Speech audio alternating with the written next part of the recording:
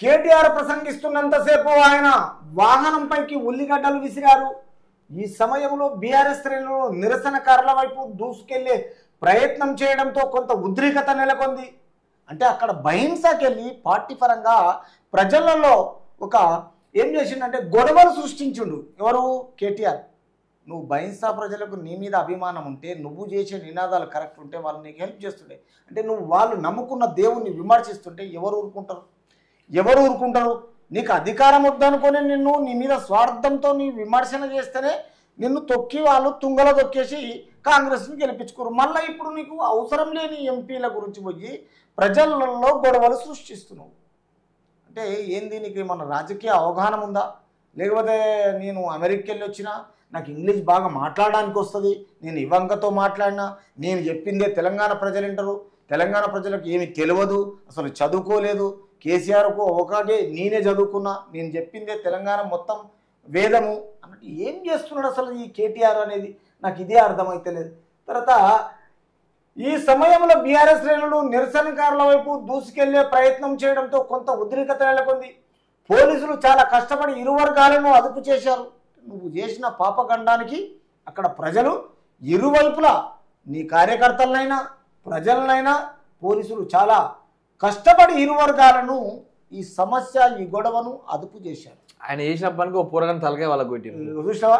Last చూడు ఎట్లా ఉన్నది అంటే నీ ఎంపీ సీట్ల గురించి నిరసనకారులు విసిరిన ఉల్లిగడ్డలు చిన్న రాళ్లతో ఓ యువకుడి తలకు స్వల్పంగా గాయమైంది. అంటే ఒక తల్లిదండ్రి ఒక కొడుకుని పెంచుకున్న తర్వాత ఆ అబ్బాయి రేపు ఫ్యూచర్లో చదువుకొని ఏమయ్యేదో తెలియకుండా ఈరోజు అతను తల పగిలిపోయిందంటే నీ వల్ల నువ్వేం మంచి చేస్తున్నట్టు బుద్ధిమంతుని లక్షణం. నీ దగ్గర ఏముంది చెప్పు? లాస్ట్కి వచ్చేస్తే తర్వాత దేవుడిని అడ్డం పెట్టుకొని రాజకీయాలా అంటారు. మరి దేవుడు ఎక్కడ ఉండడు? హిందూ సాంప్రదాయ ప్రకారం ప్రతి ఇంట్లో ఉంటారు. కాకపోతే సేమ్ ఈయన కూడా ఆయన మోడీ ఉచ్చదొక్కినట్టు. ఓహోహో, అంటే మోడీ ఉచ్చదొక్కినంటే వాళ్ళు ఒకటే కదా. ఎందుకంటే 39 సీట్లు వచ్చినప్పుడు 8 సీట్లలో కలుపుకోనికి రెడీ అయ్యారు కదా. మళ్ళీ ఈ రోజు కవిత అక్కడ పోయినాక సీట్లను గెలిపించి కవిత నిడిపేయడానికి రాయబారం ఇది. అంతే అంతే. తెలంగాణ మొత్తం సీట్ల గురించి మీరు ఒకటే అన్నట్లు లెక్క. అంతే అంతే. ఒక సంకేతం అదే. ఆ సంకేతం అలా ఉన్నప్పుడు పోయి అలా కాళ్ళు పట్టుకొని నిడిపించుకోరు. మరి ఇక్కడ తెలంగాణ ప్రజలు ఎందుకు మోసం చేస్తారు? మీకు బుద్ధి జ్ఞానం అనేది లేదా? 10 ఏళ్ళు ఉన్నారు కదా అధికారంలో, సంపాదించుకోరు కదా, ఇంకేం కావాలి?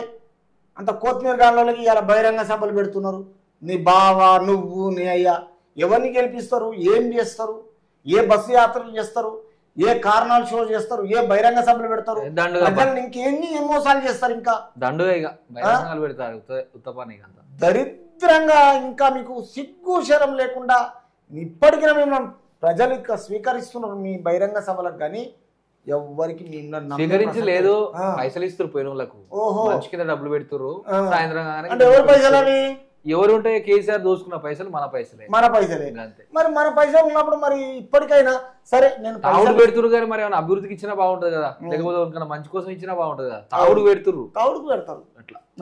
మరి ఆయన చేత కాకుండా సొంత ఎరిగినా పర్లేదు, పోయి మళ్ళీ ఇంకెందుకు ప్రచారం చేస్తున్నట్టు? ఇంకోటి పోవాలి. రెండు పోతే ఎవరు రాడు ఇంటికి.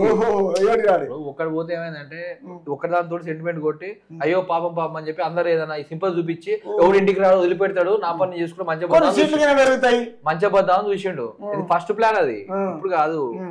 మన యశోదలో పడ్డప్పుడు ఏంటంటే అది ఫస్ట్ ప్లాన్ ఏంటంటే నేను అడ్డం పడితే నా మీద సింపతి పెరుగుతుంది, అసెంబ్లీ ఎందుకు రాడంటే అడ్డం పడ్డా ముసలోడు కానీ సింపతి చూపిస్తారు అనుకున్నారు. రెండు పడితే అయిపోద్దిగా. ఒకదానికి సింబల్ చూపిస్తలేరు, తెలంగాణకు సరిపోవట్లే, జనాలకు సరిపోతలే. రెండు ఓటుకోవడం కోసం ఈ బస్ యాత్ర. మరి వాళ్ళ అల్లుడికి ఇట్లా మాట్లాడుతున్నాడు. కేసీఆర్ ను చూస్తే వణుకు పుడుతుందంట. ఎట్లా వణుకు పుడుతుంది అంటే అంత భయపడతారా కేసీఆర్ కు? అంటే కేసీఆర్ కు మిర్చి తినటోళ్ళు తెలంగాణలో ఎవరు లేరా ఆయన చూస్తాడు? ఎందుకో 90 కిలోలు ఉన్నాడు, పెద్ద ఆధార బావుడు, 6 ఫీట్లు ఉన్నాడు. వణుకు పుడుతుంది కేసీఆర్ చూస్తే. అమ్మ రెడ్మెంట్ పరిపాలన రాగానే ఇట్లా తయారైపోయారు. 13వ తారీఖు 2 కాళ్ళు పోతాయి. 2 పోతాయా? 2 పోతాయి. మరి ఈయన కేసీఆర్ 3 అక్షరాల కేసీఆర్ లేకపోతే బావ ఎక్కడ పోతాడు, బామ్మాడిది ఎక్కడ పోతాడు?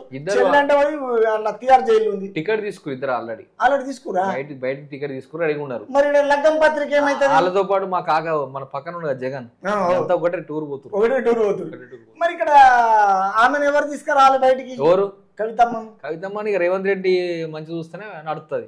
జర చల్లగా సూపులు చూస్తే అవుతుంది, లేకపోతే ఇక 5 ఏళ్ళ దాకా అన్నీ వంతుతారు అంతే బయటకు వెళ్ళి. మరి వీళ్ళకు లగ్గం పత్రిక రాసిండుగా, మరి వీళ్ళ పెళ్లి ఎట్లా? వీళ్ళది నడుస్తూనే ఉంటది అన్న, వీళ్ళ పెళ్లి అయితే నడుస్తూనే ఉంటది. వీళ్ళు ఒకవేళ దుబాయ్ కాదు వేరే కంట్రీలో పోయినా అక్కడ కూడా అక్కడనే పెళ్లి చేసి వస్తారు అవసరం అయితే. అట్లా అన్నట్టు, అంటే అధికారం చేతులు ఉంటది కాబట్టి ఎక్కడైనా చేయొచ్చు. Good good. సరే, మళ్ళీ ఒకసారి చూద్దాం మరి ఏం సంగతో.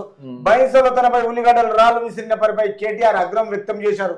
ఎందుకు ఆగ్రహం? ఇంకేముందని వీళ్ళకి ఆగ్రహం? ఎందుకు ప్రజల మీద చూపించడం? ఇంకా సంబంధమే లేదు కదా. ఇప్పుడు మొత్తం అయిపోయిందని సపరేట్ కూర్చుంటే ఎట్లుంటది అన్న? కరెక్ట్, సాగు కొడతారు. అవును సార్, ఇప్పుడు మీకు తెలంగాణ ప్రజలు విపక్ష పాత్రలో అసెంబ్లీలో కూర్చోమన్నారు, కానీ ఇట్లాంటి రాళ్ళు విసిరిన తర్వాత సిగ్గుశరం లేకుండా ఆగ్రహం వ్యక్తం చేయడం ఏంది? ఎవరి మీద చేస్తారు మీరు? ఓడిచిందే ప్రజలు కదా, మళ్ళీ వాళ్ళ మీద చేయడం ఏంది? ఇంకా అంటే వాళ్ళ తలకాయలు వగల కొట్టడము. నీ కార్యకర్తలైన తెలంగాణ, వేరే కార్యకర్తలైన తెలంగాణ వాళ్ళే ఈ తెలంగాణలో గొడవ పెడతారా మీరు? ఇప్పుడు కోప్పడకపోతే ఇంకో రైతులు కొడతారు కదా. అట్లనా? కొందరు కావాలనే యువకులను రెచ్చగొట్టి ఇలా పంపిస్తుంటున్నారని కార్యకర్తలు సమయం పాటించాలని సూచించారు. ఎవరు వీళ్ళ గురించి ఎవరన్నా పంపిస్తారా? ఈ బుద్ధిమంతుల గురించి, ఈ సత్యహరిచంద్రుల తమ్ముల గురించి కొన్ని యూట్యూబ్ ఛానల్ ఉన్నాయి కదా, అవి లేపి కూర్చుని పెడుతున్నాయి. ఆ బడపల్లోనే కూర్చోమని కామ్గా ఒక 2, 3 ఛానల్ ఉన్నాయి, అర్థమైందా? ఆ ఛానళ్ళకి ఏంటంటే పైసలు ఇచ్చి కొని ఇలా వ్యతిరేకత వచ్చేటట్టుగా ఈ బడపల గురించి మాట్లాడిస్తున్నారు. ఆ బడపలు మరి ఎట్లయితుందో చూడాలి. మరి ఇది రేపు ఇంకేం చేస్తారు? రేపు జూన్ 4వ తారీఖు దాకా వెయిట్ చేస్తే అన్ని బయట పడతాయి కదా, పాల నీళ్ళ మొత్తం తెలిసిపోతాయి. 4 దాకా నీలాంటి వాళ్ళు జనాలు వెయిట్ చేస్తారు, వాళ్ళు వెయిట్ చేయరు. అయిపోయింది, వాళ్ళు తెలిసిపోయింది. 13 తారీఖు క్లోజ్, 14 వెళ్ళిపోతారు, చాప్టర్ క్లోజ్.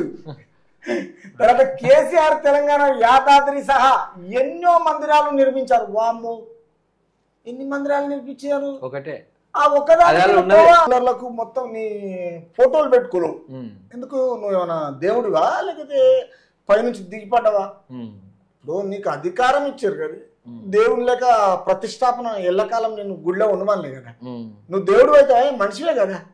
అంటే నేను సాయిబాబా మనిషి అయిపోయాడు, కృష్ణుడు మనిషి అయిపోయాడు, మనిషి పోయి దేవుడు అయ్యాడు, శ్రీరామచంద్రుడు అయిపోయాడు, ఇక నేను గిన అయితే అనుకుంటున్నా. అట్టుంటది మరి అట్టే మరి ఆయన ఫోటోలు ఎట్లా పెట్టుకుంటాడు? కేటీఆర్ ఎప్పటికీ కేసీఆర్, రేవంత్, మోడే, లీడరే, మరి దొంగే. వీడు ఏమంటున్నాడు అంటే కేసీఆర్ తెలంగాణలో యాదాద్రి సహా ఎన్నో మందిరాలు నిర్మించాను. నాకైతే తెలియదు. ఒకటే డిజైన్ చేసిరు, మాడిఫై చేసిరు, ఉన్నదాన్ని మాడిఫై చేసిరు. ఏమి చేయని వారే దేవుడిని అడ్డం పెట్టుకొని రాజకీయం చేస్తారు. ఏమేం చేయాలి అంటే రేపు మోడీ మొన్న శ్రీరామచంద్రుడు ఏం చేయలేదా? మరి ఈయన ఏమంటాడు? ఎట్లా మాట్లాడుతున్నాడు? ఎవడు? కేటీఆర్ ఏం చేయని వారే అడ్డం మాట్లాడతారంట. ఈయన కూడా యాగిరిగుట్ట ఈయన కట్టినట్టే మాట్లాడండి, అడ్డం పెట్టుకోలే. ఇప్పుడు అడ్డం పెట్టుకోవడం ఏంది? తెలియకుండా ప్రజలకు తెలియకుండా ఏం చేసారు తెలుసా? చింతమడక ఎర్రబల్లిలకు తొవ్వ తీసిండ్రు. ఇప్పుడు మేడారంకి వెళ్ళి చక్కగా ఏం చేసారు? అది మేడిగడ్డకి వెళ్ళి చక్కగా ఒక కాలువ వాళ్ళకు నీళ్లు వారేటట్టు చేసుకోరు సపరేట్ గా. ఎందుకు వాళ్ళ బుద్ధులు అన్ని తెలియ అందరికి తెలిసిడా? రాముడు ఎంతో ఆదర్శవంతుడు, మేము కూడా జై శ్రీరామ్ అంటాం అంటే కొట్టినాక అంటున్నాడు. ఉల్లిగడ్డలు టమాటాలు అన్ని అయినాక కూరగాయ అయిన తర్వాత అప్పుడు అంటున్నాడు. అంటే అప్పటిదాకా వలగలే కదా. లే ఈ 2 ఇంకోటి కొడితే కూర అవుతుంది, ఇంకోటి కొడితే కూర అవుతుంది. దానికంటే ముందే మేము కూడా జై శ్రీరామ్ అంటాం అన్నమాట. ముందెందుకు అంటే ఇంకోటి కొడితే కూర అవుతుంది, ఇంకోటి ఏంటంటే కోడిగుడ్డు, ఇంకోటి కొడితే అయిపోతుంది. అది రాముడు ఎదుటి వారిపై రాళ్ళు విసిరాలని చెప్పాడా? రాముడు చెప్తాడా? ఏం మాట్లాడతాడు? ఇప్పుడు మనం వండింది మనం పోయి అక్కడ నైవేద్యం పెడతాం కాబట్టి ఆ దేవునికి మనం మన అంతరాత్మతో ఆత్మతో చూస్తాం. రాముడు చెప్పాం కాదు, చూసిరా నువ్వు చూసిరా? మరి ఏం మాట్లాడతాడు? నమ్మకం అంతే. ఏం చదువుకున్నాడే మొత్తం బయట, నాకు అర్థం అవుతలేదు. తర్వాత ఈడేమంటున్నాడు మళ్ళా? రాళ్ళు విసిరాలని చెప్పాడా అన్నాడు. మా పని మేము చేసుకుంటున్నాం. ఏం నీ పని ఎట్లా అంటే తెలంగాణ ప్రజలకు మొత్తం గొడవలు సృష్టిస్తావు, నీ పని అవుతుందా? ఏమో నీకు జీతం ఉండమన్నారు, జీతం అయిపోయింది, ఎలగొట్టేసారు, నేను అయిపోయింది నీ. ఇంకా మళ్ళీ నీకేం రైట్ ఉందా? మా పని ఏంటంటే పోరాన్ని కొట్టియడం అంతే. తర్వాత మళ్ళీ ఇప్పుడు ఏమంటాడు? మీ పని మీరు చేసుకోండి కానీ చిల్లర పనులు చేయవద్దు. అంటే ఈయన చేసింది చూసినావా? ఈయన తలకాయల వల్ల కూడా చిల్లర పని కాదు కానీ ఈయన చేసిన వ్యవహారానికి ఈయన వల్ల కొడితే చిల్లర పని కాదు. ఇంకా నెత్యో మాడనో ఈయనది వగలగలదని అప్పుడు జై శ్రీరామ్ అంటాడు. తర్వాత లాస్ట్ మళ్ళీ ఇప్పుడు ఏమంటుండే చిల్లర పనులు చేయదండ. చిల్లర పనులు ఎట్లయితాయి? చిల్లర పనులు చేసేటోళ్ళు నీకు ఎట్లా అవకాశం 10 ఏళ్ళు ఇచ్చిరు ప్రజలు, ఎంత బ్రహ్మాండంగా తయారు చేసిరు కదా, వాళ్ళు జీతాలు ఇచ్చేగా నిన్ను ఇట్లా వాళ్ళ మోసం చేసినావు కదా. ఇలాంటి వాటికి భయపడబోము అని కేటీఆర్ భయపడంట. ఏం చేస్తాడు? ఇంకా 4 గుడ్లతో తన్నులు తింటాడు. ఏమంటారా, కోడిగుడ్లతో, టమాటాలతో, ఉల్లిగడ్డలతో తన్నులు తిని ఇక నన్ను ఇంకొకసారి మళ్ళీ అమెరికా వెళ్ళిపోతా, మా అయ్య పోతాడు. ఇక ఉన్నాయంటే మళ్ళీ అది గుంజుకోరి, ఏది చింతమడక ఎర్రబల్లి అంతా గుంజేసుకోరి. అదేమో మళ్ళీ సత్యం రామలింగారావుకి ఇస్తారా, లేకపోతే రేపు బిగ్ టీవీకి ఇచ్చి తెలంగాణ ప్రజలకు ఇచ్చేస్తారా? అక్కడ అది చేరి మా బావను ఉంచోని నన్ను కలుపుకోండి, ఆయన దగ్గర తీసేస్తా అని ఈయన చెప్పడం. ఇవన్నీ అసలు యాక్చువల్గా ఏంటిదంటే తెలంగాణ ప్రజలు ఏంటంటే కేసీఆర్ కొడుకాని ఇన్ని రోజులు 10 సంవత్సరాలు మంచిగా ఆదర్శంగా ఒక ధైర్య సాహసాలతో ఈయనకు మంచిగా పరిపాలన చేయమని ఇచ్చారు.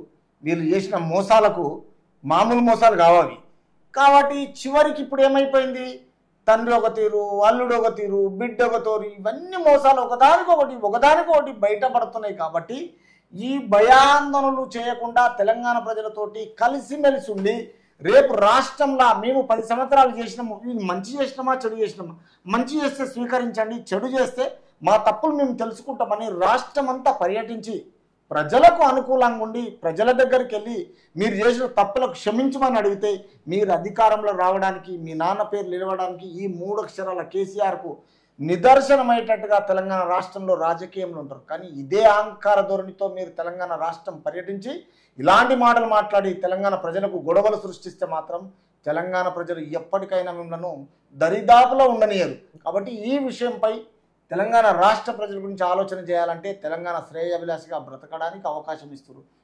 రైట్.